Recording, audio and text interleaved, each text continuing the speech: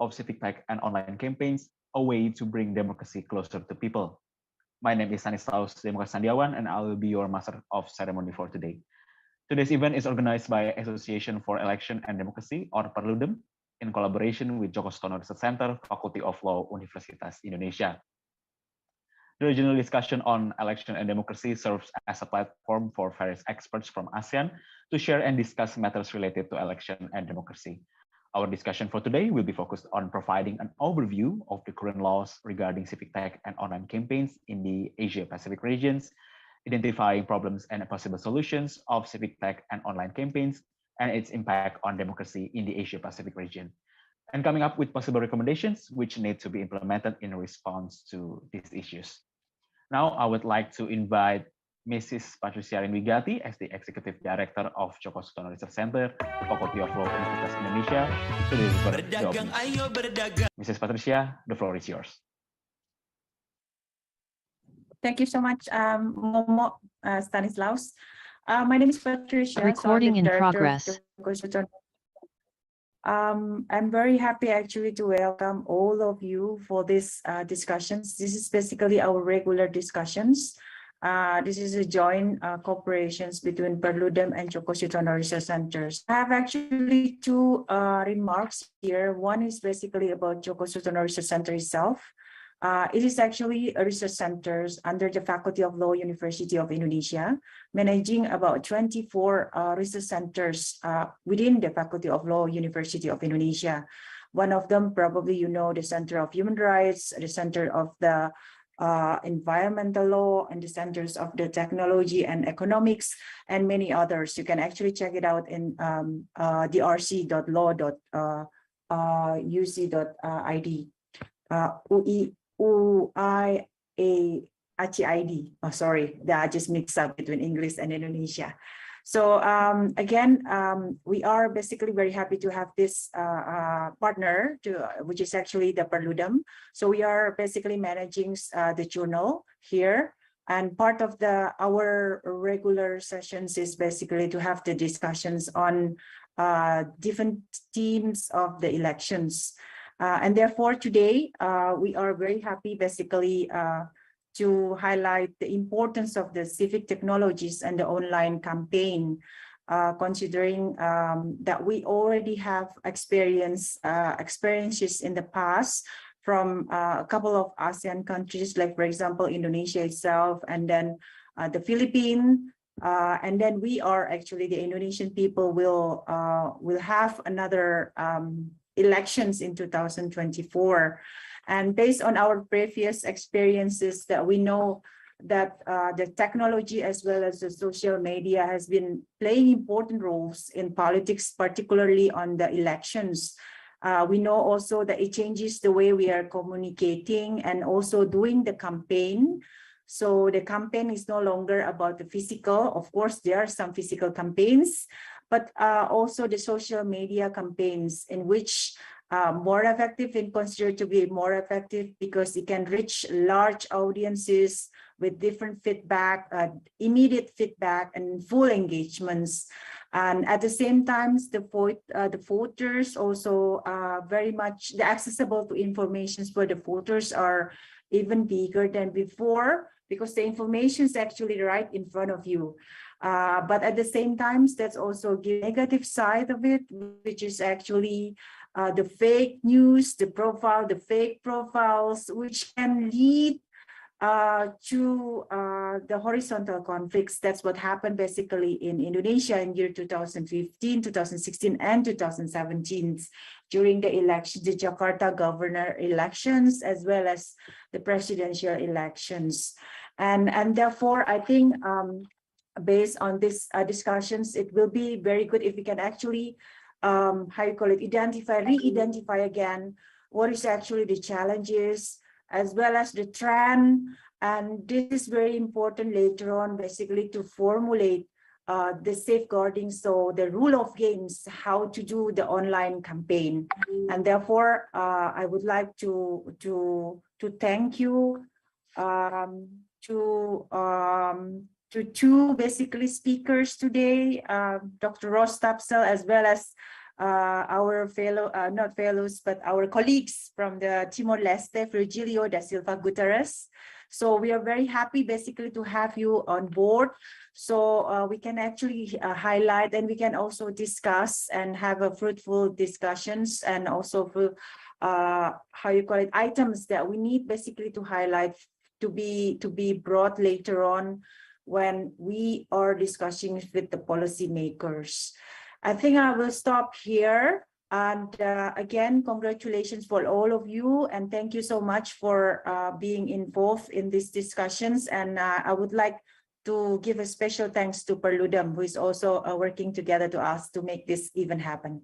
Thank you so much. And I give it back to Momo.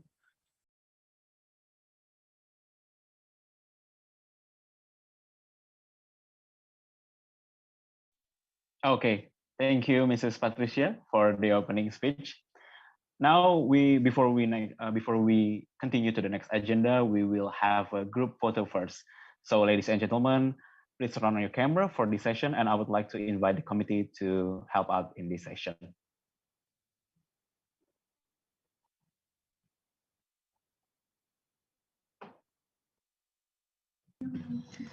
Okay, we will take the picture. 1, 2, 3. Okay, thank you. Okay, thank you. Now I would also remind all participants to fill out the attendance form that has been shared by the committee in the chat box below. Okay, now we're going to get into the presentation and discussion sessions. These sessions will be moderated by Mr. Mahardika, a researcher at Perludem. Now, without further ado, Mr. Mahardika, the floor is yours. Thank you very much, Mr. Sandiawan. Good day, everyone. Welcome to the regional discussions on elections and democracy. This discussion series is a program of the Asia Pacific Regional Support for Elections and Political Transition, short in brief, RESPECT, managed by Perludem, Associations for Elections and Democracy. And today's discussions is being presented by the Joko Sutono Research Center, a think tank that focus on research and analysis within the field of law under the Faculty of Law, University of Indonesia. Thank you for joining us, everyone. My name is Mahardika, or you can call me Dika. I'm a program officer for Perludem. Recently, I co-write a book about voter suppressions in Indonesia that elaborate and categorize various forms of voter suppressions in Indonesia elections. And one of the form that we identified is information disorder, which consists of limited elections information for vulnerable groups, disinformation on elections procedures, and disinformation that they legitimize elections processes. And now I lead the development of multi-stakeholder approach in combating disinformation toward Indonesia elections 2024. It is an honor for me to be able to moderate today's discussions with the topic, the growth of civic tech and online campaign, a way to bring democracy closer to people. I think this is a very optimistic title in the midst of, the risks, the threats and challenges we face, especially when it comes to social media. Anyway, before we start, let me quickly run you through some housekeeping rules. This is the 90-minute panel and will be divided into 2 sections. During the first 60 minutes, we will have 2 panelists, and they will be sharing their thought on the topic. And for the rest 30 minutes, we will take the questions from the audience. And if you would like to ask the panelists, please type your questions in the chat box, both in Zoom and Perludem's YouTube, because this is also streamed on Perludem's YouTube. If any of our participants who's joining us via Zoom want to directly ask the questions to our panelists, we invite you to use the raise hand functions, and we will take your questions during Q&A round. Today's webinar is also being recorded. For you who wish to get the recording, the RC team will be able to share a link with you after the event is complete, and we welcome you to revisit the content yourself and share it with colleagues. Well, everyone, the internet, social media, and new technology enable the growth of citizen-based initiatives and movements across Southeast Asia region, and the emergence and expansions of internet and social media in Southeast Asia region was very. With that being said, one thing that is common among them is its inceptions coincided with the flourishing of democracy in the later 90s and early 2000s.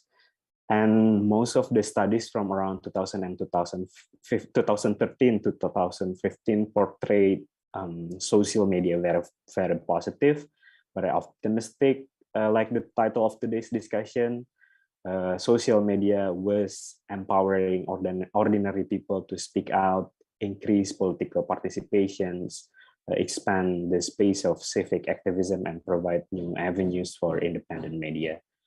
But the optimism was short-lived. By the mid to late 2010s, scholars were more concerned about the negative or hindering role social media was playing in the democracies, and some scholars even regard social media as a key driver of authoritarianism and repressions. There are problems and challenges in every country, especially when it comes to elections, whether it is disinformation, troll, or buzzer or cyber trooper, hate speech, polarization, that is already mentioned by Dr. Patricia in the opening remark. Also legislation that impact freedom of speech, surveillance by the states, etc. And we will try to uncover some of the issues and identify possible solutions to its problem in region. And to do so, today we are joined by two distinguished panelists with extensive knowledge and experience on civic tech, digital media, and politics, both globally and in the region. The first, Dr. Ross Tapsell, who is a senior lecturer and researcher at the Australian National University's College of Asia and the Pacific, specializing in Southeast Asian media. Dr. Ross Tapsell is the author of Media Power in Indonesia, Oligarch, Citizen, and the Digital Revolution, published in 2017 and has been translated to Bahasa Indonesia in 2019. Dr. Ross Tapsell also co-editor of From Grassroots Activism to Disinformation, Social Media in Southeast Asia, published in 2020. Dr. Tapsell is involved in a number of Southeast Asia activities at the ANU, and now Dr. Tapsell is currently director of the ANU's Malaysia Institute and also involved in the ANU's Indonesia's project and the academic news or analysis website New Mandala.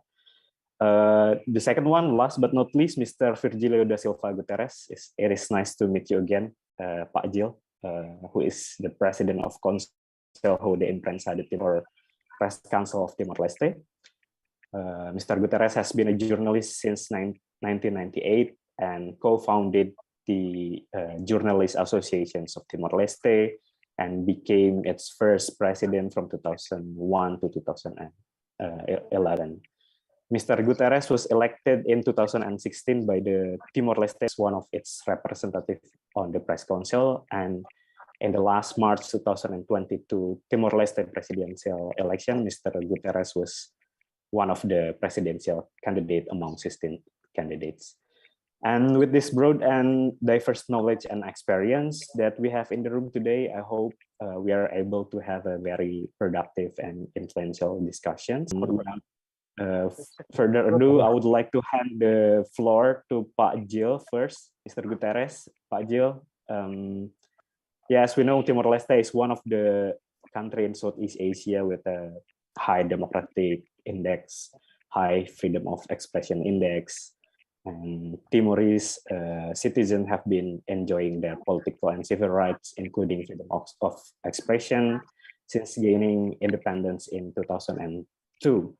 However, recent proposed criminal defamation in 2020 and cybercrime in 2021 laws fall short that threaten internet freedoms and fail to adequately protect the right to privacy.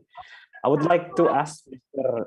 Guterres, would you mind to share a bit of this, media environment, digital or social media environment, and campaign environment, a bit of what happened during last elections in social media, and how do you, with your experience of the press council and presidential candidate, view their impact on the democracy that has been going well in your country?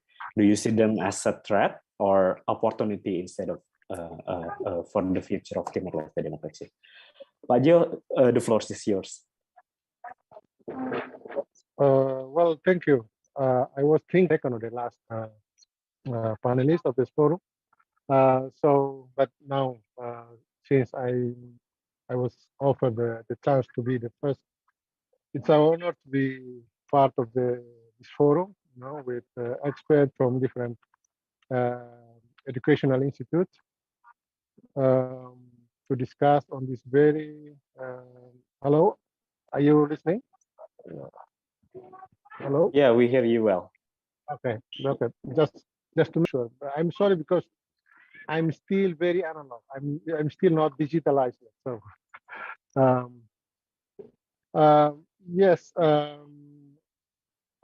I think we are discussing this topic on democracy and also the impact of the new technology.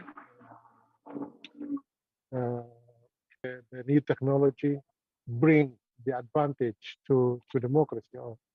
The question is the presence of this new technology is providing more space to people to participate in the democracy, in the decision making, or the presence of these online platforms become the threat of at a certain point, the limits for the citizens to participate.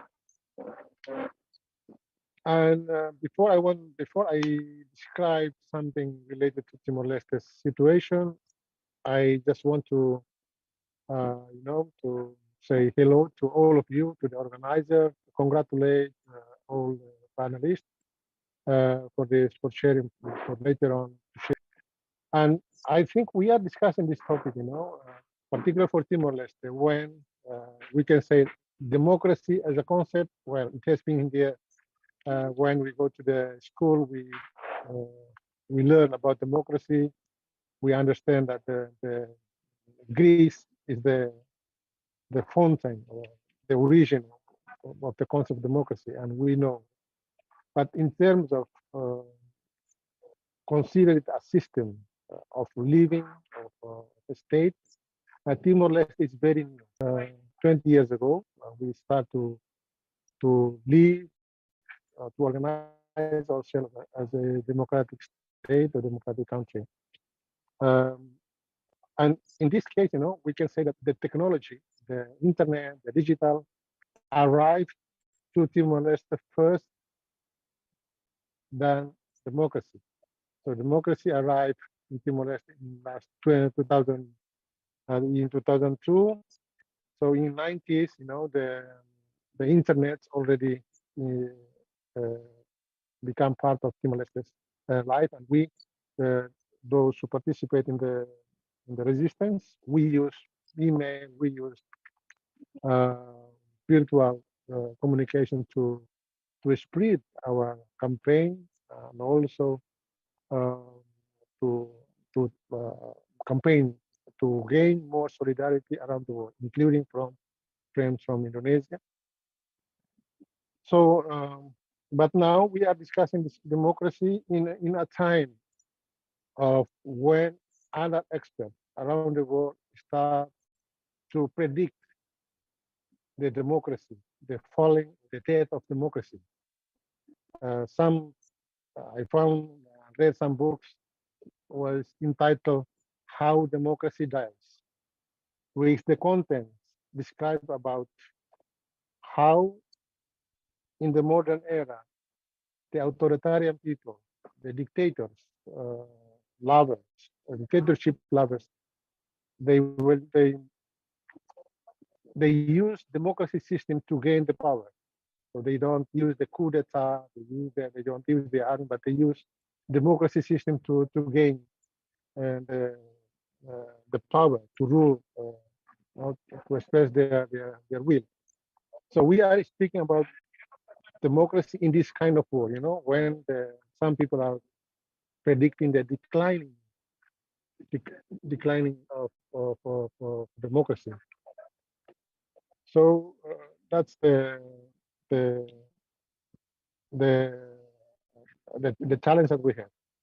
At Timor-Leste, we have 1.3 million, but recent research described that almost one fourth of our population, they are social media utilizers. So around 300,000 or almost 400,000 are social media utilizers, and mostly Facebook. So we are in that. And the social media, Facebook has been, very important, very vital for the society and also for the politicians, particularly during the campaign.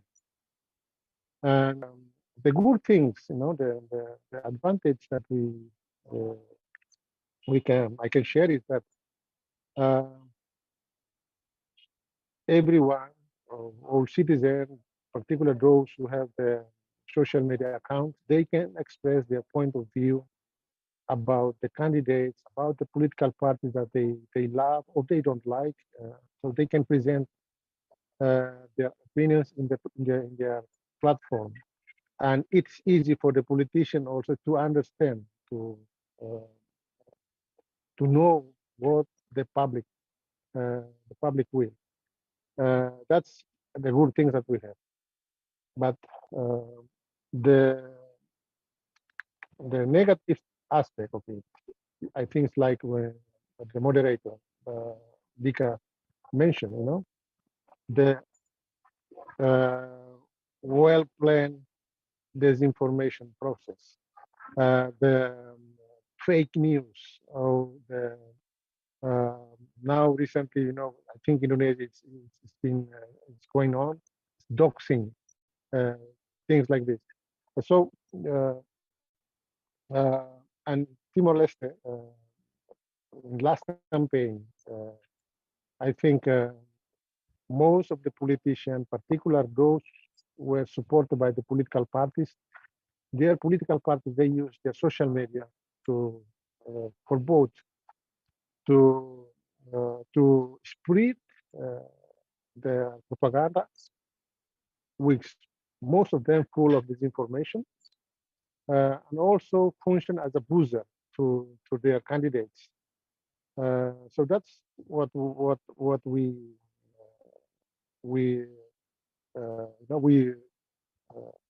have here in Timor-Leste, and we note, the press council note that when it comes to the election, the graphic of disinformation, the graphic of fake news increased. And so many strange blogs, groups now come to WhatsApp group, appear and produce most of them disinformation, which try to influence the voters.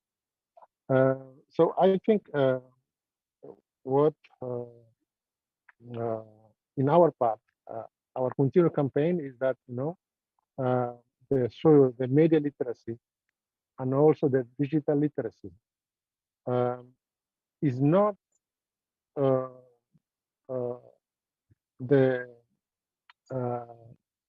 the number of the people who participate in the voting, but what we focus on is how much people understand the political, the contents of the political campaign of the political parties, so people can vote with their conscience. So it's not voting by because they are influenced by the disinformation. So this is the challenge that we are facing. The other thing is also, the other challenge that we have is that hate speech. We have a lot of hate speech, but because most of the hate speech is produced in the local language, and one of the problems is the Facebook, Google, they don't have, local language translation. They still not recognize our national language as a virtual or digital language. So the hate speech, it's quite hard to be recognized by Facebook, even though we have reporting. We report to the Facebook administration, but many times were not regarded because the content of the posting was in local language. Recently, we did communicate with Meta Facebook in Indonesia, in Jakarta, which also overlook the Timor-Leste region, to consider recognizing the local language, so it will contribute to our effort in combating fake news, combating hate speech. So that's I think what I can share with this panel, and maybe later on, if there's some discussion or some question or comments about Timor-Leste, and then I'm happy to answer. Thank you very much. Back to you, Dika. Thank you very much, Pak Jill, for your explanation, for sharing the situations in Timor-Leste. Pak Jill mentions challenges that faced by people of Timor-Leste, like fake news, disinformations, doxing, maybe to journalists, and buzzer and hate speech. Also, political parties spread the propaganda to make voters believe in that propaganda. Once again, thank you very much, Pak Jill. I will get back to you later, but now I would like to invite Mr. Dr. Ros Tapsel. Dr. Ros Tapsel, as I mentioned in the opening and also in your book, there is a shift in viewing social media from a key enablers of civic activism to a key driver of authoritarianism and repressions. Are you optimistic that we can go back to the situations where social media is a key enabler of civic activism or public participations, especially in elections? And how can we turn that back to the situations when social media first emerged in Southeast Asia? Dr. Ros Tapsel, the floor is yours. Okay, thank you, Dika, and happy to be here. Terima kasih semua sudah datang untuk konferensi ini. I will speak in English. I think we're talking in English today, tapi nanti kalau ada pertanyaan dalam bahasa Indonesia boleh. I actually don't plan to talk for too long. It's jam 4:30 here, like hampir jam 5. Jumat sore, and it's been a long week. So really, I just want to give a quick overview of some things I'm thinking about. And then we can perhaps have more time for discussion, which is really why I wanted to join in. It's not fun to just talk at a computer. So I'd much rather hear on what you guys have to say. And of course, due to the pandemic, I haven't been to Indonesia for a long time, until before the pandemic hit. So you will really know more about what's going on in Indonesia than I will. But I'm certainly interested in some of the questions that you have, or some statements that you'd like to make as to how we should be thinking about the upcoming 2024 elections. I'm going to give a couple of things that we could think about as an overview, and then that can lead us into a discussion. So, and I'm framing this a little bit on what's happened in recent elections in Southeast Asia. So what am I seeing in Philippines most recently that occurred this year that could occur in Indonesia in 2024? What have I seen most recently in Malaysia? And I was just in Malaysia a few weeks ago. What am I seeing there that I think Indonesia should be watching for, or some developments there that might be interesting, and also obviously some ideas on Indonesia as well.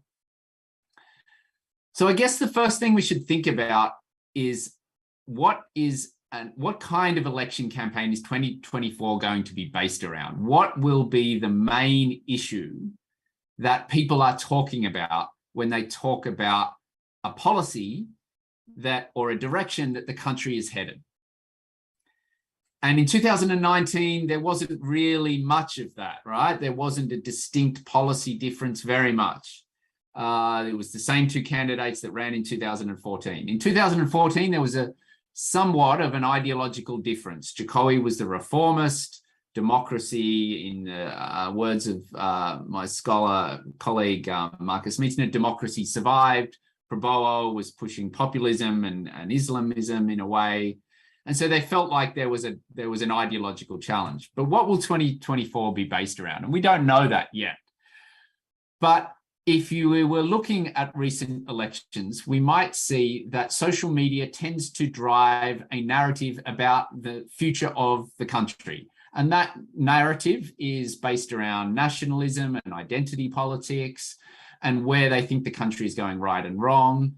But social media tends to drive it in a way which allows for identity politics and also for non-public policy issues. So we know that probably inequality may not be the feature of an election campaign, right? We know that perhaps issues around state periphery relations are unlikely to be an election campaign. So what is it that is going to get people fired up and excited or angry or whatever about their candidate that people are going to drive? And the standard answer that scholars are concerned about here is that, the role of Islam in the state is ultimately what might distinguish some political candidates versus another. So that's one thing we should think about. But what we've seen in the Philippines is actually a campaign that really didn't have any public policy discussion. The eventual winner, Ferdinand Marcos Jr., did not set out a bunch of policies in which he said, this is what my government will do if you elect me. There was this sort of narrative around good vibes and happiness and, making the Philippines great again by electing a Marcos again. But it was all fairly vague, and there wasn't really a strong public policy discussion from the guy that ended up winning the election. So what would a 2024 campaign look like in that regard? Would we see politicians trying to distinguish themselves, and including in their social media campaigning, around a public policy issue? Or are we going to have very sort of social media driven narratives which are vague, based around nationalism, based around nothing particularly concrete? And that's one aspect that I think we need to think about. How do we get social media, or tech, as we say, tech for good, to talk about public policy issues that distinguish or differentiate one candidate from another? What is your policy? What is your economic policy? What is your policy on social housing? What is your policy on environment and logging and palm oil, and so on and so on? How do we make sure that the digital realm gets to specifics and not imagery and lack of detail? That's the first challenge. The second challenge that we've seen more recently, as you know, is the growth of digital campaigners and digital campaigning. And of course, the term buzzers, influencers, cyber troopers, trolls, digital campaigning, so on and so on. These kind of discourse now drives a lot of what happens and what is talked about in the social media realm. And the challenge here is, how do you make sure that people and all candidates have equal access to this kind of digital labor? because generally speaking, the candidate with the most money might hire the most digital campaigners or buzzers or influencers or pay the most influencers. And you'll see a huge disparity between one candidate who is going to have a lot of money to drive an election campaign on social media, and other candidates that do not have a lot of money who can't pay for digital campaigners.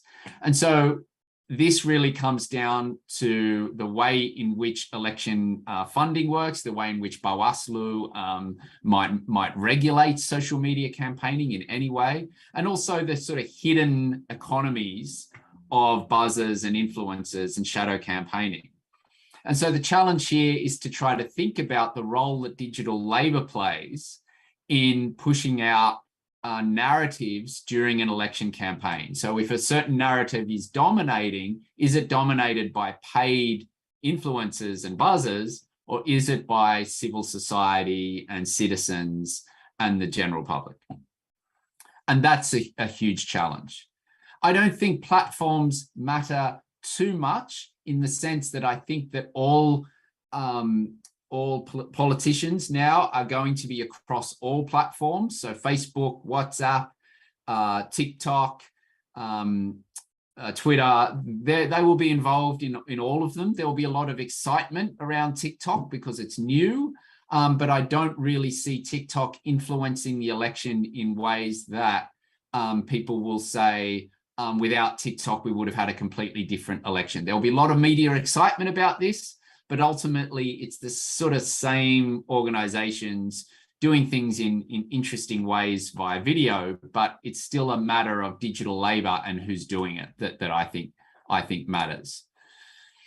So I think we need to think about the industry, the digital media campaign industry that is growing in Indonesia, and the amount of money that's now going into this, and how we think about regulating.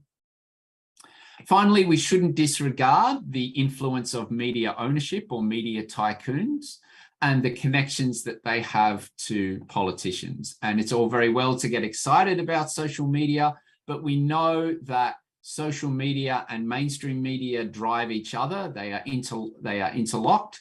In the convergence era, you often see news reports which drive social media coverage, and social media coverage which drives news reports. So we shouldn't think of mainstream media and media ownership and influence as being separate from the digital realm in 2022. Finally, we might think about the way in which people find the internet and social media as credible or not. And the trend, interestingly, in Indonesia has been to see social media and online media as increasingly less credible, which makes sense, right? We know about berita hoax, we know about disinformation, we know about buzzers. So we would see generally that people actually say, actually, I'm more concerned about social media discourse, and I'm concerned about whether news is true or not online, and therefore I don't trust it. Now, what we might see in the election, and I'm keeping a close eye on this, is polling going up where people actually trust social media more. Why? Because they're following the accounts and the pages of the candidate that they want to win the election. And because they're following the candidate and they're seeing campaign material by their candidate, they tend to like that material, and they therefore say that they tend to trust it. And what we have here, in a way, is a blending of independent journalism and news and independent views about an election campaign with the idea of trust in social media. And so what I'm trying to get at is you might see people who share fake news stories, not because they're worried about whether it's true or not, because they think they're campaigning for the president that they want to become the president of Indonesia. And they're not really too worried about whether it's true or not. And this blurs the role of the information society that we're in, because you've got, on the one hand, campaign tools, which is social media, and then on the other hand, the idea of how one gets and believes in information. And they're two very different things, right? If you think about a newspaper, or the television news giving you independent news, and campaign material like pamphlets and spanduk and posters being separate. But in fact, in the digital era, all of this is blended, and this really changes the way that Indonesians might think about the role. And so what we might see is higher trust in social media, and therefore potentially a democratic decline because there's no belief in independent media. I hope that made sense. So let me stop there because, as I said, I'd love to hear more discussion and debate from all of you, and thank you for having me. Thank you very much, Dr. Rose, Dr. Rose Tapsel. I highlight some of your speech. The first one is what happened in Philippines and Malaysia could be happen in Pemilu 2024. Social media tend to drive the narrative of the future of the country around nationalism, identity, politics, but not a public policy issue. And your recommendation is how we can make the social media use as a platform to discuss public policy issues to that. The second one is the growth of digital campaign. We have seen the growth of buzzer in Indonesia, the cyber troopers in Malaysia, trolls in Philippines, and that will be growing also in Indonesia. And your recommendation is to equal access to digital labor, because candidate with more money will dominate the digital space, and we need to regulate it so that we have a fair access to digital labor and combating the shadow campaigning. The third one is media tycoons that have affiliations to politicians, and we cannot separate that into discussions about social media. And the last one is higher trust in social media instead of independent media that will potentially tend to decline the democracy. There is some of the things that I highlight. I would like to invite the participant in this room first to, if you have any questions to Rose or Pak Jill, I would like to invite you. Is there any?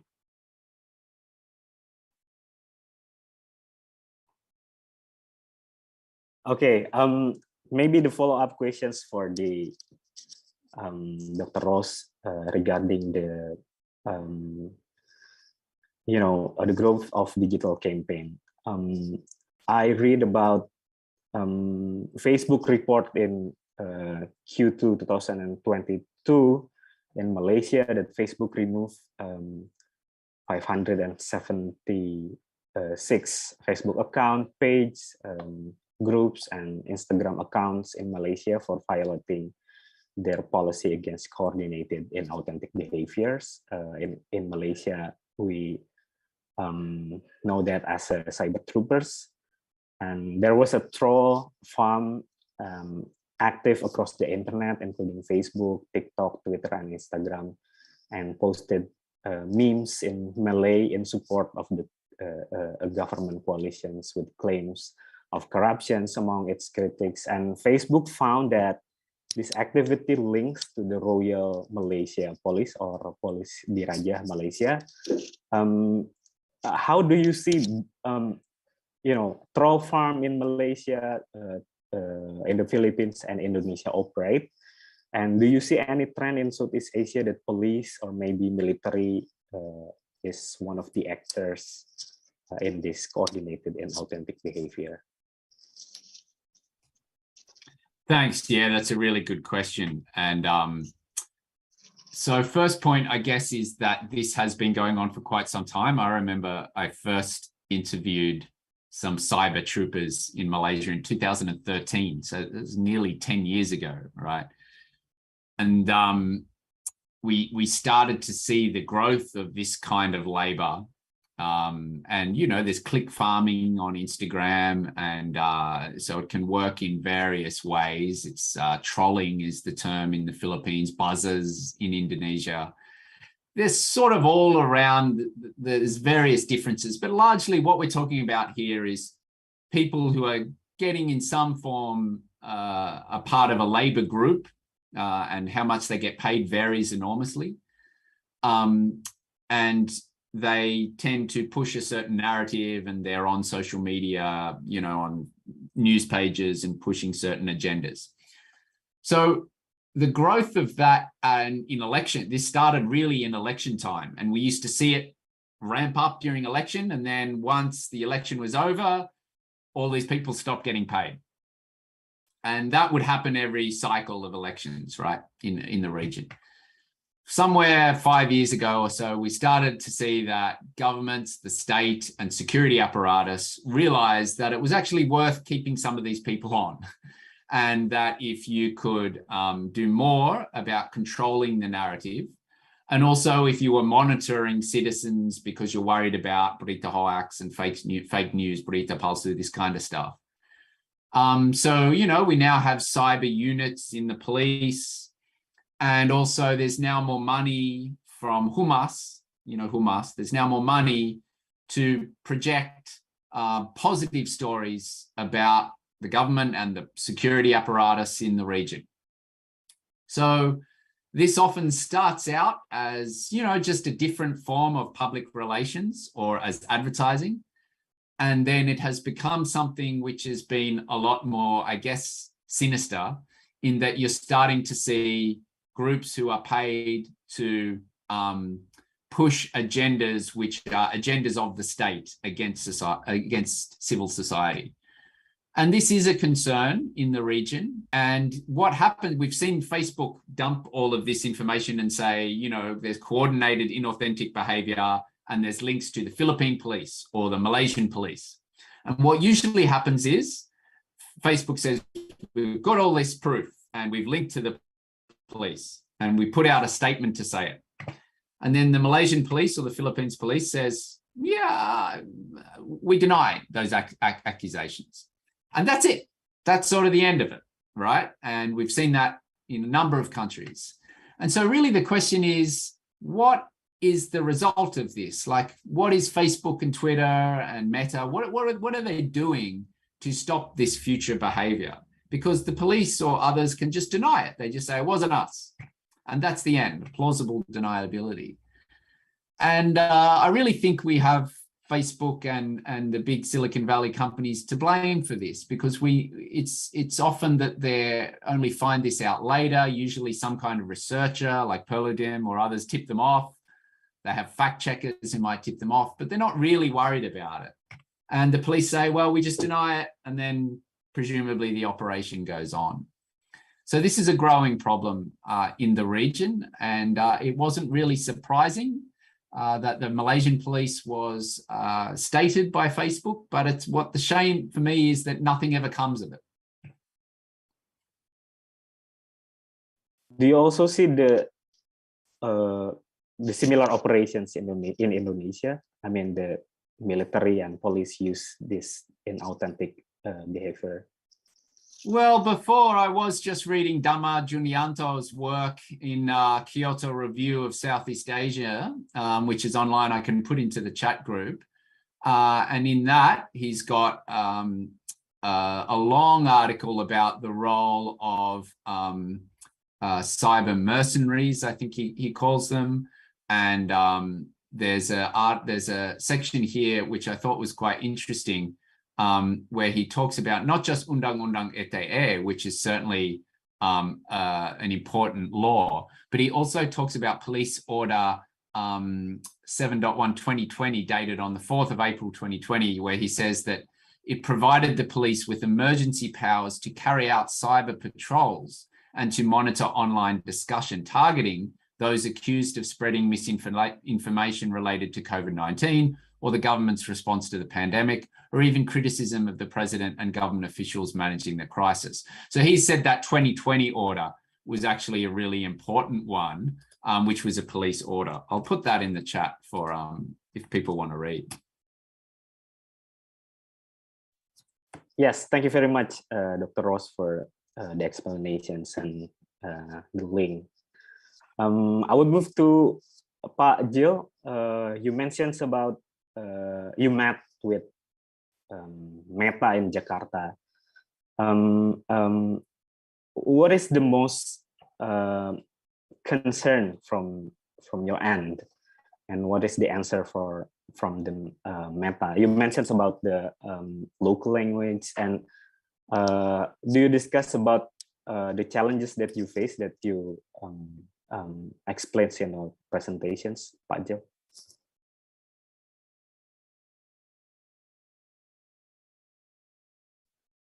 I'm sorry, you're still mute. Sorry, thank you. Our main concern is increasing both good and bad things, you know, the increasing internet user in Timor-Leste. As you know, that by January 2022, we have around almost half of the population, 1.3 million, half of the population are internet users. And we have this Timor-Leste internet penetration rate stood at 51% of the total population at the start of 2022. Considering that increasing rate, it's also implied to increasing rate of disinformation, increasing rate of hate speeches in the social media. So Press Council as a media regulatory body in Timor-Leste, which is also responsible in granting the public right to get qualified information. We have contact Google and also Facebook, and we can only make possible this year to meet presentially with Meta Facebook in Jakarta to discuss about this issue. One of the main issues is that we asked Facebook to recognize our local language, Tetun, in the Facebook or in the Google. So when people report about the hate speech or some negative content in the Facebook will able to recognize and take action to this report. That was our main concern, and we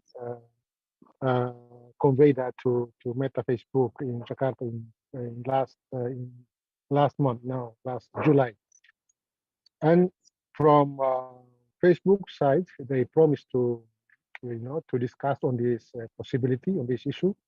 We recognize, we frankly acknowledge to Facebook that Timor-Leste is not a big market, but I think Facebook has their own social mission to inform, to become at least most used platform in Timor-Leste.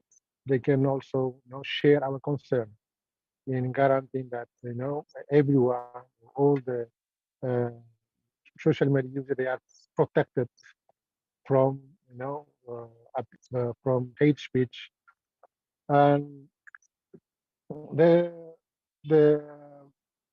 I want also to say something about what Professor Ross just mentioned about the rising of populism, what happened in the Philippines, Malaysia.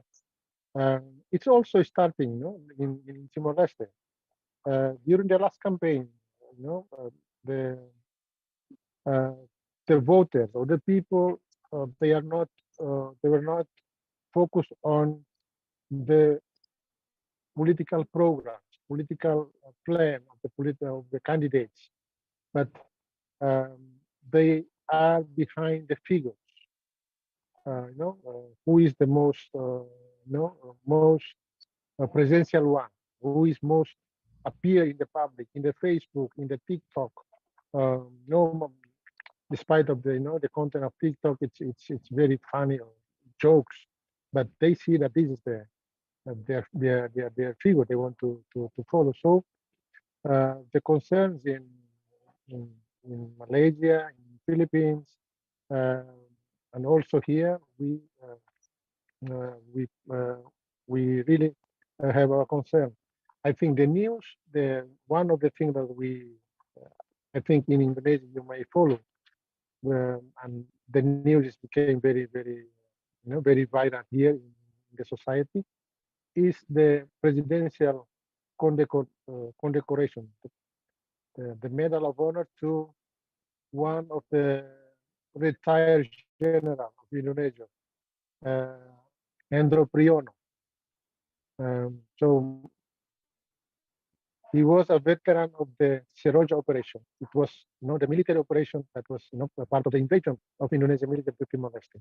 But he was honored in last August, 20th of August, in the commemoration of Valentine anniversary by the president with the Medal of Merit. And just small people, small group of civil society who pay concern to this issue. And no political parties or no veterans of Timor-Leste, they raise their concern or their statement against this. I think this because what happened in Philippines, Marco Jr. is there in the top of now he's in the presidency office, and this I think the social media. If we don't do a real campaign, a real education, appropriate education to the public, then instead of bringing the advantage to the society to be more participative in the decision making, the social media will also help the politician, the old dictators to watch their old, old scenes, political scenes in the past. So people don't care about what Marcos Senior did in the past. The important thing is that Marcos Jr. is present in the social media, is present in their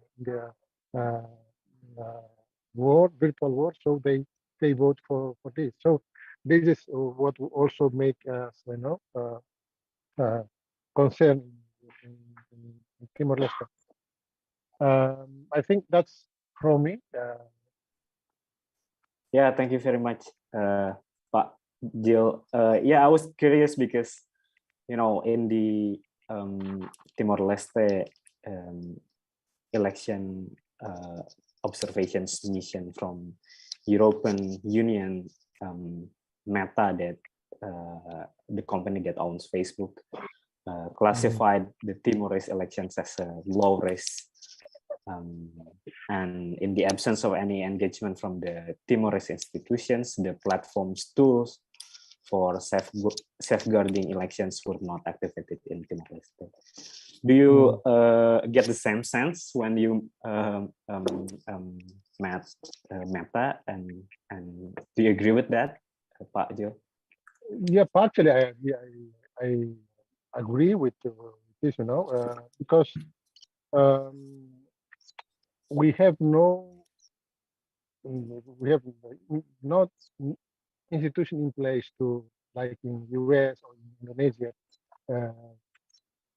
fact check institutes to go after the statements or the news in the social media to verify whether the news or the statement made by the politician or by the candidates are true or fake, based on the fact of. So that's one of the reference that I believe that what Meta Facebook described is true. But the other, I mentioned partial because the other part, because of particular last election, due to the pandemic, COVID-19 restriction, the social media helped the voters to access the content of the campaign of the candidates or the political parties. made in through the social media. So that's the advantage. So people can follow the campaign through their social media. What comes to the concern is that the guarantee that the information provided by the politician or by the candidates through the media, the social media, is verified. It's based on the fact, or it's disinformation. That's one some of the aspect that has become base of my judgment to support or to agree with the Meta Facebook. Thank you very much. Back to Yeah, Mr. Jill. We've been talking about the similarities in Southeast Asia. Pak Jill mentions about conversations about public policy discourses non-existence in the social media, and that happened in Philippines in the last elections in Malaysia. Also, we talk about buzzers, cyber troop, or trolls in Philippines that have similarities between the countries. And there is questions from Mbak Ririn, Dr. Patricia Renwigati. Let's talk about the distinctions, the differences. Are there any distinctions of the role of social media in elections in different countries in Southeast Asia? I think I want to invite Dr. Ross first to answer these questions. Well, broadly, not really. Specifically, yes. Obviously, Facebook is huge in the Philippines. It really is the internet for a lot of people. And if you are campaigning, you really want to be on Facebook predominantly, because people use Facebook in Philippines the way that Malaysians and Indonesians use WhatsApp, right? Facebook Messenger is the dominant messenger site. In Indonesia and Malaysia, WhatsApp remains the dominant messenger site. In Thailand, it's Line.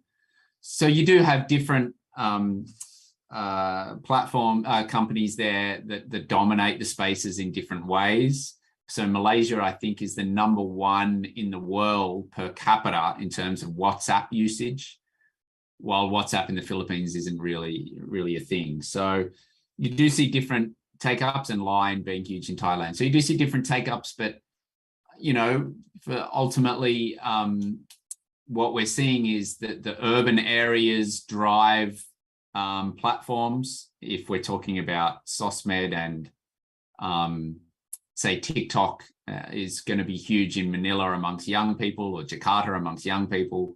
And in rural areas, you're going to see WhatsApp and Facebook really be the internet for a lot of people. So in some ways, yeah, there's not a huge difference, but once you drill down, there are differences. But it's a very broad question, so it's sort of hard to answer too specifically. But that gives you an idea of the platforms. Yes, thank you, Dr. Rose. Mbak Ririn mungkin punya pertanyaan yang lebih spesifik soal ini. Yeah, actually,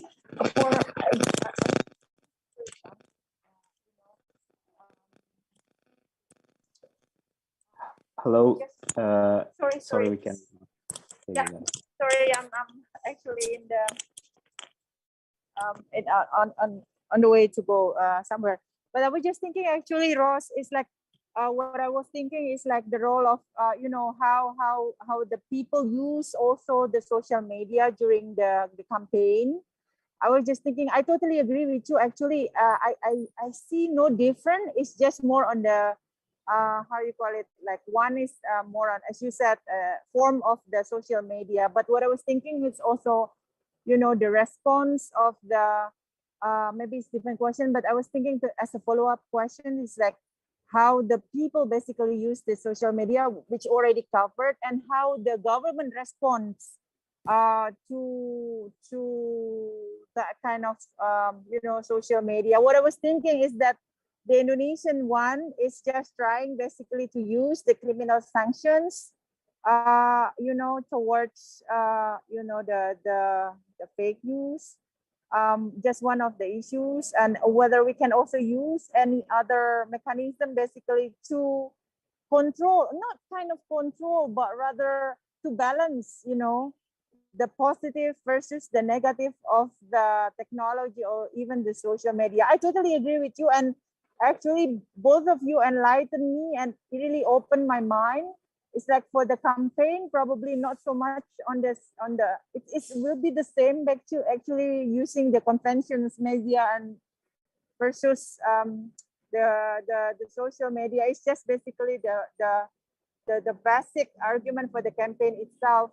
But it's just for the practical reasons. I wanted to highlight that because there was one time I was asked by the KPU here. It's just asking about how to balance, between these two, and how the people using media, because there is a positive as well as negative side, and how the policymakers and how KPU is the national elections agency, to formulate the rule of games for the campaign, as well as to anticipate basically the reactions, the negative side of that social media. That's what I was thinking. I don't know whether this is another one. I would just have so many thoughts, and then got excited because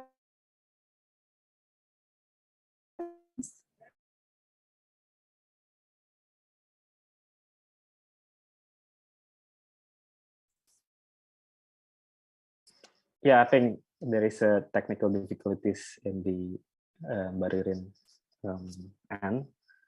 Dr. Rose, maybe you want to elaborate your answer to the questions? No? About the...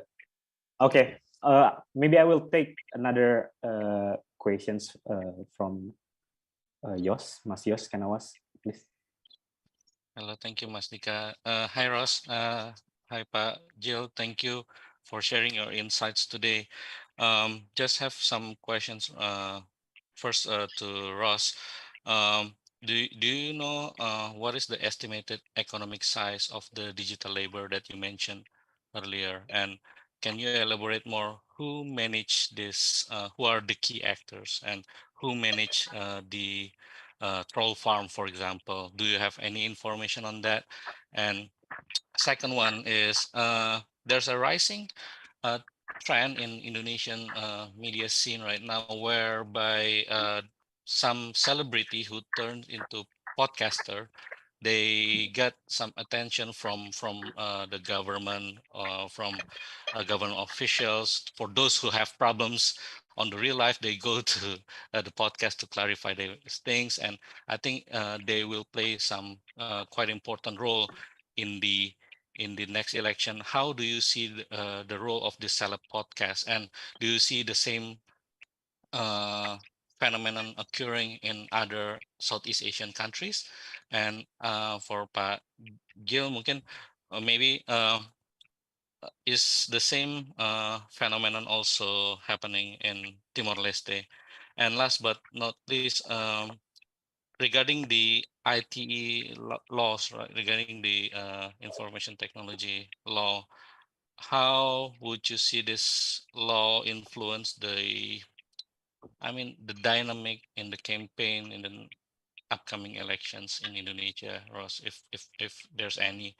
And I think, yeah, although I agree with Ross that it's quite common in Southeast Asian countries that the policy debate, especially in Indonesia, the discussion during election avoids debates on policy, more about personality. But I think in Indonesia, we're quite lucky because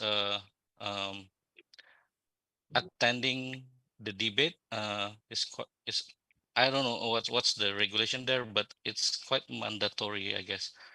So I don't think what happened in the Philippines, where Marcos Jr. can say, I don't want to attend the debate, it could happen also in Indonesia. So although it's not that um, significant to influence the whole dynamics during the upcoming election, but I think we still have some discussion on the policy in the next election. Thank you. That's my 2 cents, and would love to hear your thoughts, Ross and Pak Jill. Thank you. Yes, thank you very much, Mas Yos, for the questions. Ross, on the main actors of troll farms, do you have a thought on that? And also the phenomenon of celeb podcaster in Indonesia and Undang-Undang ITE, and also Peraturan Menteri Nomor 5 that yang membuat social media platform need to be registered in Kominfo. Is it any effect to the dynamics of elections in 2024? Right. Yeah. So 3 questions, I guess, there. The first one around, if I had $1 for every journalist who came to me and said, Ross, I want to know who's in charge of the buzzers, and every PhD student who says, Ross, I've got a great PhD for you. I'm going to find out who's in charge of all of the buzzers in Indonesia, I would be a millionaire. So it's the question that everybody wants to ask, right? But of course, the point here is that it's hidden for a reason, and there are certain ways in which your oligarchs or your political elites can distance themselves from some of these campaign teams. And really the best people to do this are people like Tempo, the investigative journalists at Tempo. That's their job. They can find out. They've looked at before at like red teams and blue teams in the government. They've looked at police buzzers. So they're really the people that I look at when I try and understand what's going on in some of these teams. And it's really more about investigative journalism than necessarily, scholarship. But ultimately, the aim broadly in the region is to, pay someone who is you're connected to, but you can deny that you've got any connection to. And that's how it works, because then if they are exposed, you can say, then they're not part of my campaign. And obviously these things are hidden in plain sight, as my colleague John Ong likes to say, hidden in plain sight. So it's there for all to see, but we have no idea who's paying for it. So yeah, that's always really going to be the way. Campaign financing broadly is very hard to track, right? You're asking for figures that political scientists around campaign financing find very hard. And any new campaign finance law is very hard to enforce, because how do you self-report? Are you trying to get people to admit how much they pay? And in the way digital labor is just another campaign financing issue. How much money is put into social media is really about should you declare it, and how do you declare it? So the issue of YouTubing is very interesting, I find, and there was a good piece, I just put it in the chat, by Sophie Sharif on this issue in Indonesia. And the guy that they like to say is Indonesia's Joe Rogan, Deddy Corbuzier. I've sort of been watching this for a little bit. I don't think Sophie did a good job, and one of the first person to start to write about this issue. But I have actually been looking at this in the Philippines previously with this idea of Martin's Man Cave. Martin Andanar was a YouTuber, and he was not really that well known. He actually has a degree from an Australian university. And he actually became famous because of having this sort of hyper masculine man channel, which he called Man Cave, which Rodrigo Duterte would frequent. And it actually helped Duterte become quite famous. And without Martin's Man Cave, perhaps he wouldn't have got that initial boost to then get him into, the internet and digital public sphere. So I am interested in the way in which someone can start out as a YouTuber and end up being quite influential in government and as a communications member of the government. And again, you're sort of talking about like buying influencers, and YouTubers are now a big part of that. So I think we could look at the Martin Andanar case as a case of what we might see in Indonesia around these kind of celebrity YouTubers who have this huge following. and people want to watch this kind of stuff in their own time rather than necessarily turn on television at a certain time to watch an interview. Yeah, the final point about registering on ComInfo at this stage, you know, it's very early to say how that might affect the Indonesian election. I suspect not too much in terms of what will be on the campaign, but let's wait and see. I'll stop there. Yeah, thank you, Dr. Ross. Mas Yos, do you have any follow-up question for that? No, thank you so much, Ross, for your explanation. And I'm sorry, the question for Pak Jill, could you repeat that again? Is the same phenomenon like celeb podcast Okay. is also a phenomenon in Timor-Leste? Yeah. Pak Jill? Yeah. Bung Yos, we don't have, we don't yet have celebs or main actors in actors mean movie actors like in Indonesia, but we have political actors. So in Timor-Leste, the main actor in Timor-Leste is it's the most known, Xanana Gusmão, the national, one of the national leaders. So he is the main focus of all political activities in Timor-Leste. So we don't, what happened in Timor-Leste is that Xanana's political party, CNRT, and the other big party, Fretilin, both parties, they have, a fan page, Facebook fan page. So they regularly have, produce, most of them, we noticed, press council noticed that most of them disinformation. So that's what happened here, and they and it's worked very well to influence people. It's not because the content; it's because who is behind the party. And Timor-Leste, part of this part of the world, still very figurative society. So they look after the figure. So figure is still one of the main important aspects in exploring or conquering votes in politics.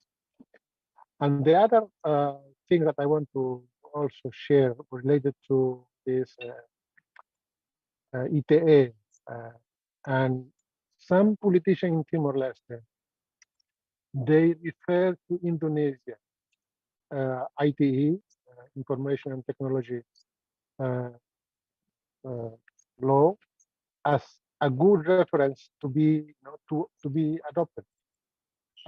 So since we still not have any cyber law or any law on the information technology, so some politicians are campaigning that we should follow Indonesia because Indonesia has this ITE to control the misuse of social media.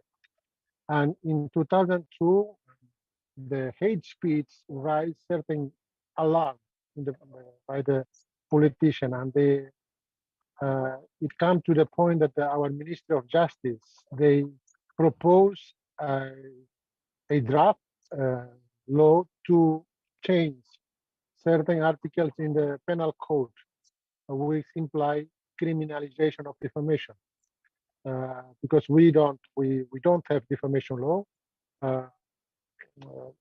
and in 2020 they want to change introduce some articles in the penal code to criminalize the defamation. So we did a campaign, a public campaign against, and also we involved our now president, Dr. Jose Ramos as a Nobel Peace Prize laureate. So he was part of the campaign. So at the end, the government decided to drop the draft. So now they stop. But we don't know that draft may appear in the future once they see that the less education, the more uncontrolled hate speech or disinformation will provide reason to the politician to, to justify their position that it is necessary to have a ETA law. We did propose, well, no, not propose, but the Ministry of Justice proposed a draft law now still in the parliament. We, at the Press Council of Timor-Leste, already we provide our opinion on that. It's the law on the cyber crime. So we are expecting that our parliament will discuss and approve that law. Can serve as instrument to protect those who became victims of bullying, victim of doxing, victim of hate speech. So that's what I can share related to Mas Yos Kenawas. Jadi di Timor Leste bukan politisi membutuhkan aktor untuk menjadi buzzer, tapi terbalik, politisi yang berlagak seperti aktor bintang film supaya menarik simpati dari masyarakat. Itu yang diadopsi oleh para pemimpin kita. Kadang-kadang mereka menyanyi, mereka melakukan lakon-lakon sandiwara di atas panggung. Instead of providing campaign, they made theater so they become aktor teater atau aktor pemeran film. Jadi untuk fenomena yang tadi justru kadang politisi Timor Leste referennya ke Indonesia. Kalau ada artis yang datang ke Timor Leste, artis Indonesia yang datang ke Timor Leste pasti akan dikerumuni oleh politisi-politisi Timor Leste, dan itu bisa dijadikan bahan untuk kampanye. Karena di sini masih banyak yang mengidolakan artis-artis di Indonesia, penyanyi-penyanyi di Indonesia. Jadi itu menjadi juga salah satu faktor untuk menarik voters selama kampanye. Saya kira itu yang bisa saya bagikan. Mudah-mudahan menjawab. Yes, terima kasih banyak Brigado Barak Pak Jill for the answer. Maybe the last round of the questions we will be discussing about the recommendations. Dr. Rose, there is a questions from Leonie Sondang Suryani. From the previous regional discussions, we learned that social media has a really big impact on Philippine elections, as what you mentioned, and how democracy implementation there.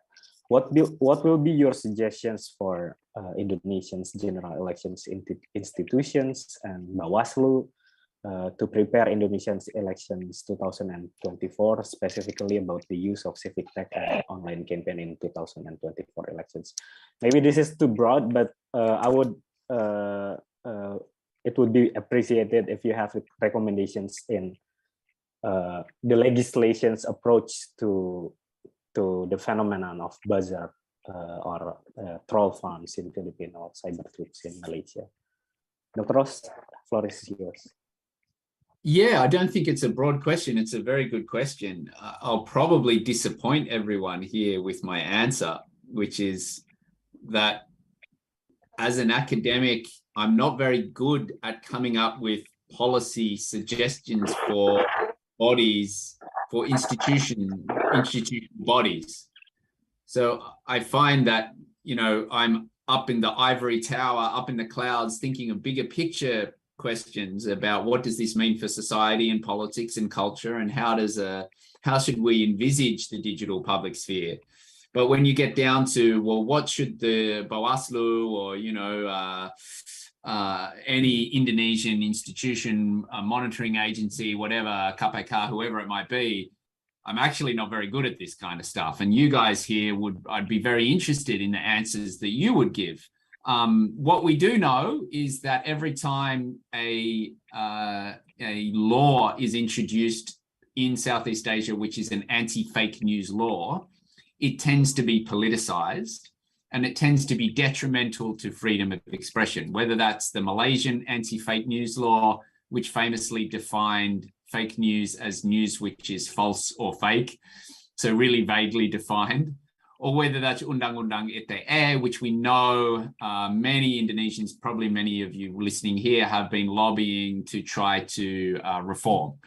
Or whether it's various laws like POFMA in Singapore, you know, the law which has been criticized there too. It tends to be politicized.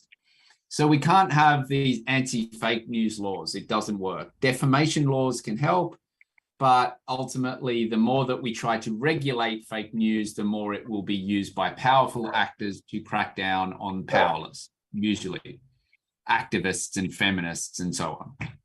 Will be cracked down upon.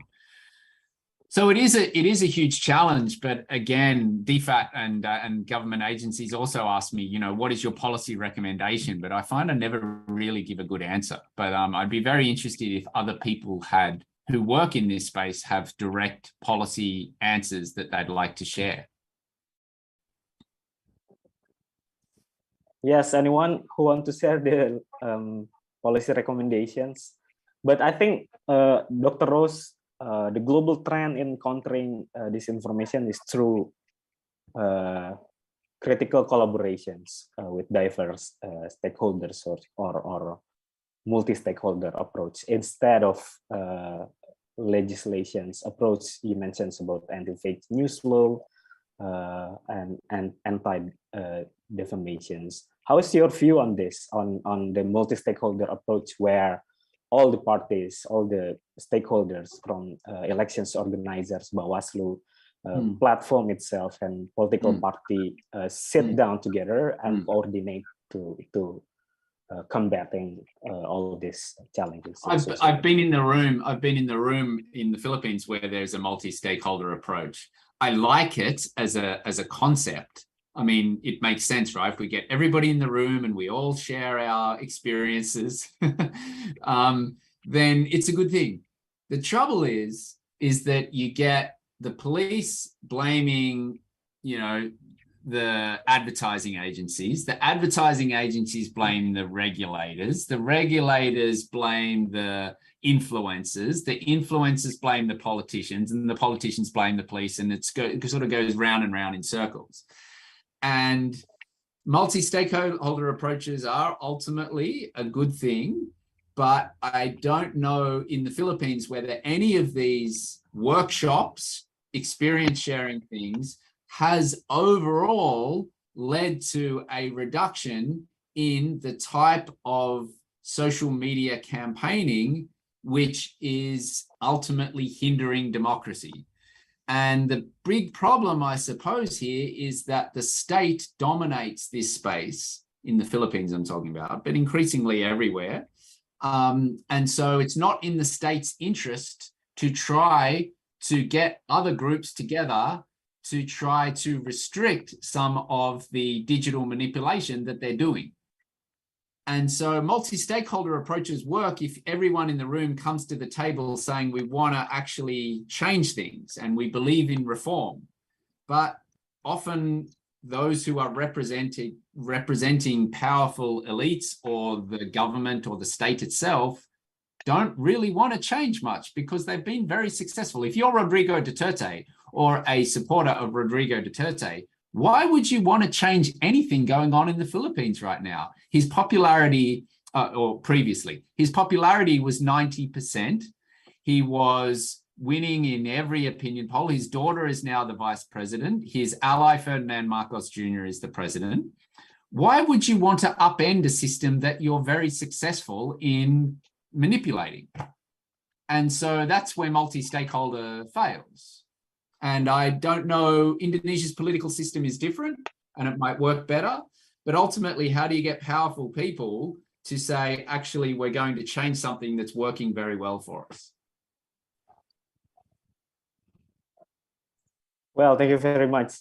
Yeah, because, you know, we are in Indonesia, the multi-stakeholder approach is being developed in combating disinformations toward Indonesia election 2024. I think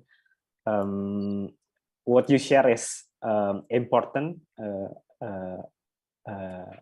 How the state will dominate this multi-stakeholder forum or whatever it is, and we're really looking forward to learn more about that from the Philippine experience and all. Well, I guess the question is, Dika, I guess the question is, yep. Has disinformation grown or has it reduced in the last 5 years, do you think? It's growing. Okay. And yeah, we identified that the disinformations in Indonesia now attack the elections management bodies and the elections process to delegitimize elections, and it's growing. That kind of trend is growing in Indonesia, and yeah, we need to as I said, we in Indonesia, the multi-stakeholder approach is being developed as one of the approach to combating these disinformations. I think the trend is that, and I'm not discrediting the whole multi-stakeholder approach. Like I do think it can help, but the trend, everybody says, every NGO, Poludem, whoever it is, they all say disinformation is growing. Everybody also says, like Facebook, Google, Twitter, whoever, NGOs, international funding bodies, USAID, whoever it might be, they all say we're putting more money into trying to reduce disinformation. So, and we're trying more things. So at the same time that there's more multi-stakeholder approach, fact checkers, meetings, workshops, conferences on disinformation, at the same time that there's all this rise in trying to stop something, it still continues to rise, which either tells you that we're slowing it down, we're slowing the rise down and it's helping a little bit, or what we're doing isn't working. And I'll leave it to people to have their own opinion as, what they think is happening here. I don't know. Yeah, maybe anyone want to share about this information in Indonesia, Mas Yos? And to answer there. I blind on the topic. Yeah. Yeah, it's innovations. We take notes on that, Dr. Ross, and also it's I think quite new, and we also searching for the best approach to combat this disinformation. Yeah, we work on that. Maybe Pak Jill, about the recommendations of the challenges that you face, and also Indonesia can learn from the phenomenon there in Timor-Leste. Yeah, Pak Jill, please. Yeah, I would like to. I agree with Professor Ross about in the advocacy we should avoid supporting the politician or the government initiative to produce more legal frameworks on communication. What we are facing now in Timor-Leste is exactly like what Professor Ross is mentioning. We have the good ideas to review certain laws, but at the end, the debate is more politicized for the politicians. So I agree with that. And in our part, I think my personal opinion is that the old slogan in 60s, the student revolution, they came out with this slogan. It's forbidden to forbid, You can't forbid people to think bad or to think good. The only way we can continuously do is to do the media literacy, digital literacy, education, everything to raise awareness. Because as some people said, in every paradise there's always a snake in that. So there will be bad things in every era. So for me, the education, continuous campaign on reducing the disinformation, the fake news. It's more important than try to make more laws to regulate the fake news. Yep. Thank you very much, Mr. Jill, Pak Jill, untuk sharingnya. Media literasi, digital literacy juga sudah dilakukan di Indonesia, dan ini saya kira inisiatif yang tidak akan berhenti, dan teman-teman NGO di Indonesia mencari cara lain yang lebih tepat guna gitu ya, dan lebih cepat responnya. Salah satunya itu untuk membentuk multi stakeholder forum, dan juga mendemokratisasikan proses content moderation, karena platform media sosial punya kewenangan untuk menentukan mana yang boleh dan mana yang tidak boleh di platform mereka, dan biasanya negara juga bisa ikut campur di situ, dan teman-teman berharap dari multi stakeholder ini bisa mendemokratisasikan proses itu. Juga legislasi approach agak dihindari gitu, karena seringkali digunakan oleh elit untuk kepentingannya mereka. Jadi kita lihat mudah-mudahan dengan lesson learned dari Filipina dan dari negara lain, mudah-mudahan pendekatan-pendekatan untuk mengatasi disinformasi dan challenge in social media bisa berjalan dengan baik. For the very last round, I would like to invite panelists maybe give us a brief closing statement consecutively from Pak Jill, and after that, Dr. Tapsel. Pak Jill, please. On behalf of Timor-Leste Press Council, I would like to thank the organizer, and also to thank Professor Ross for sharing his expertise in this area. We are ready to continue this kind of discussion, to share our experience, because for us, democracy, human rights, it's our common concern. There's no border for us in discussing about this. So organizing discussion in this way or other type of discussion will be more important. And we are ready to be part of the discussion for the coming days. So once again, thank you very much for providing us space to share concern from Timor-Leste. Thank you very much. Thank you, Pak Jill. Dr. Rose? Yeah, can I also thank Pak Jill for his fascinating comments, and I learned a lot about East Timor today. I must confess I've never been to East Timor. One day I would love to visit, but I don't know much about it or its media political sphere. I met a few journalists from East Timor, and they're usually really impressive and always learn so much. So I very much appreciated your comments. And thank you to everyone here for the good questions. I'm sure there will be the role of Perludem is increasingly crucial at election time. So keep up the good work, everyone. And we all need you. Civil society and NGOs is what is one of the best parts about Indonesia.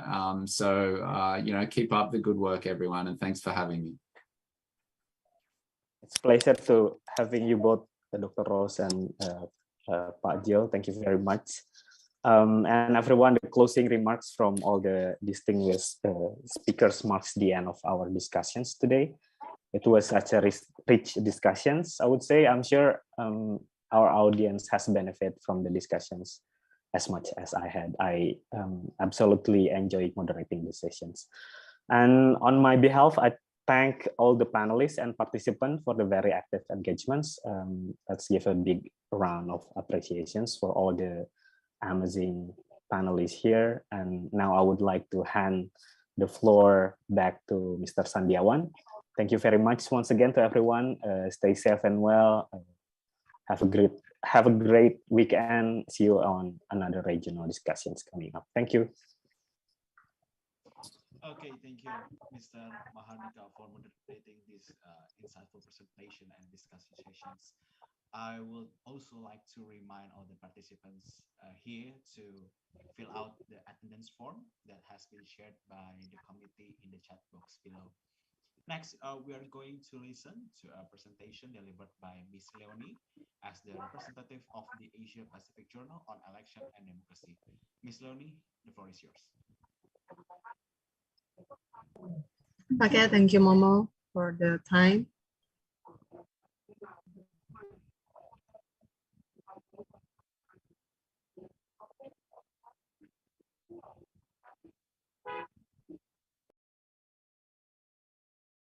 Okay, good afternoon. My name is Leonie, and today I want to introduce all of you our journal, Asia Pacific Journal of Election and Democracy, or APJED. This journal is managed by by Perludem and also Joko Sutomo Research Center, and supported by Respect USA. So, APJED is a multidisciplinary peer-reviewed journal discussing various aspects of election and democratizations in the regions, and aims to develop a knowledge ecosystem that is relevant for academics, communities, policymakers, and democracy activists. Next. So actually, APJED is an open access journal and doesn't charge any fees. And submission of APJED are open year-round, and APJED accepts original articles and book review. Next. So this is our website. You can visit our website to know more about APJED, especially about the submission journal to APJED. Next.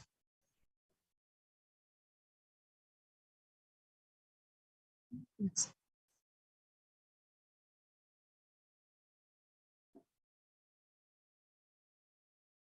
Bisa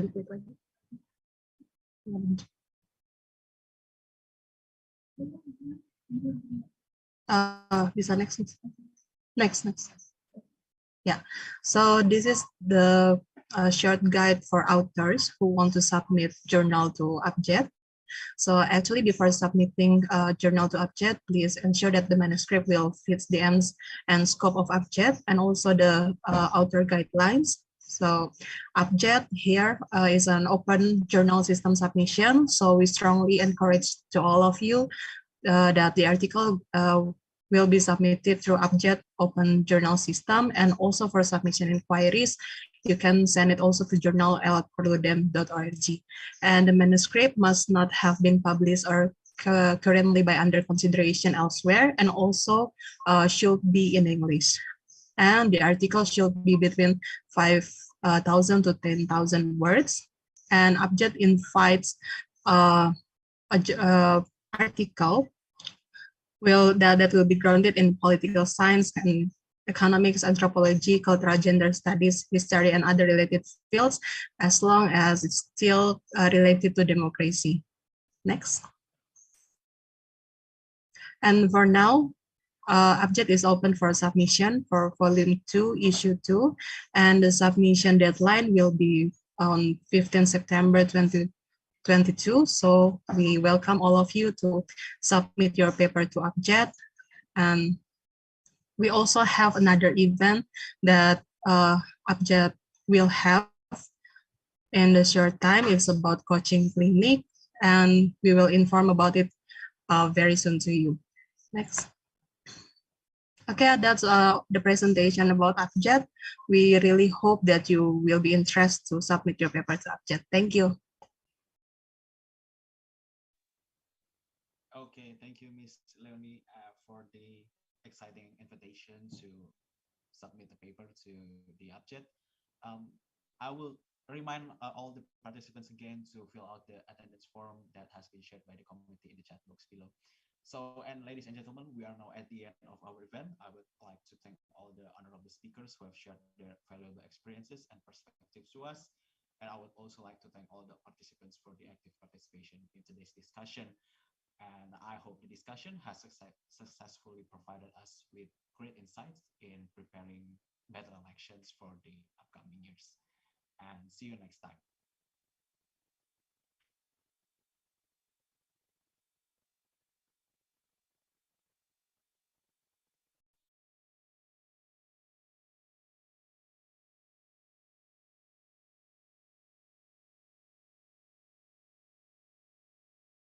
Okay, thank you.